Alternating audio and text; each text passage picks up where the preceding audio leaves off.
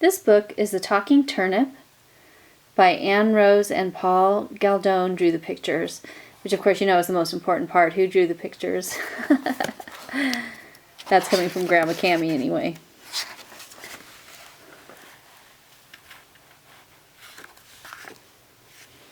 Back then, when strange things still happened, a little old woman lived in a little old house deep in the woods.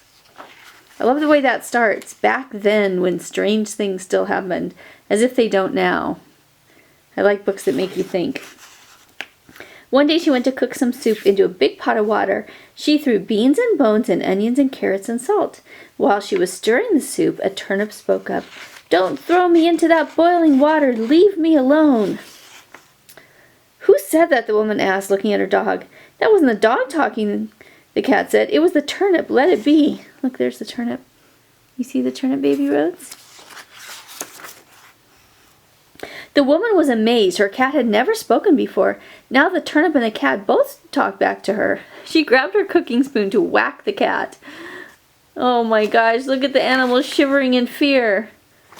That turnip just looks angry though. "Put me down," said the spoon. "What?" cried the old woman as she dropped the spoon on the floor. "Pick up that spoon," the floor said. The woman was frightened. She ran out of the house to tell the king. On the road, she met a woodchopper with an axe over his shoulder. "What's your hurry?" asked the woodchopper. The old woman answered, "While I was stirring my soup, the turnip said to leave it alone. I asked my dog about it, but my cat said let it be. When I whacked at her with my cooking spoon, the spoon said, 'Put me down.' And when the spoon dropped on the floor said, 'Pick up that spoon.' And so I ran." "Is that all?" asked the woodchopper. "Did she pick it up?" His axe said.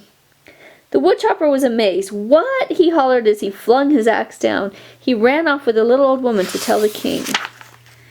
Around the corner they met a boy taking 2 geese to market. "What's your hurry?" asked the boy.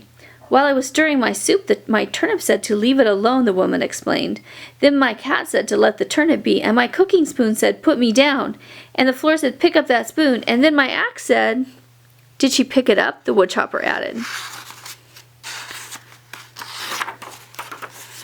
"Is that all?" asked the boy. "Is that why you're both running?" "If that happened to you, you'd run too," his geese said.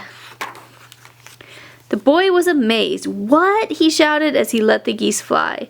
The boy ran off with the woodchopper and the old woman to tell the king. The woman, the woodchopper, and the boy came to the castle on the hill. Look where the king lives.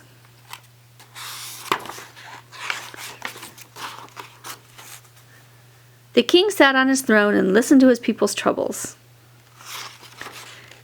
That king looks fat and well-fed, doesn't he? Look at all of his rings on his fingers. At last it was their turn to speak. "I went to cook some soup," the old woman began, "and everything started to talk to me. My turnip said to leave it alone, then my cat said to let the turnip be.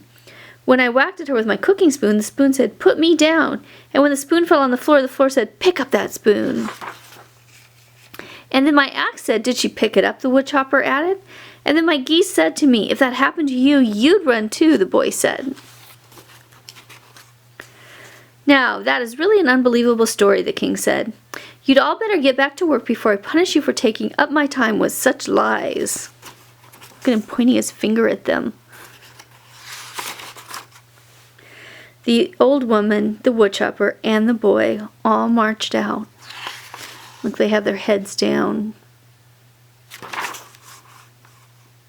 But the king sat, lost in thought, head bent under his splendid crown. "What nonsense, making up tales of things talking back to people," he said. "Foolish troublemakers." "Troublemakers indeed! Who ever heard of a talking turnip?" said the king's crown. I love that. Look, they have a little bit about the author and about the artist. Let's read about the artist. What do you think? About the artist. Twice runner-up for Caldecott Medal, Paul Galdone has illustrated over 275 picture books, including several which he wrote as well. Born in Budapest, he came to New York City when he was 14 and studied painting under Guy Penet-Dubois, Louise Boucher, and George Gross.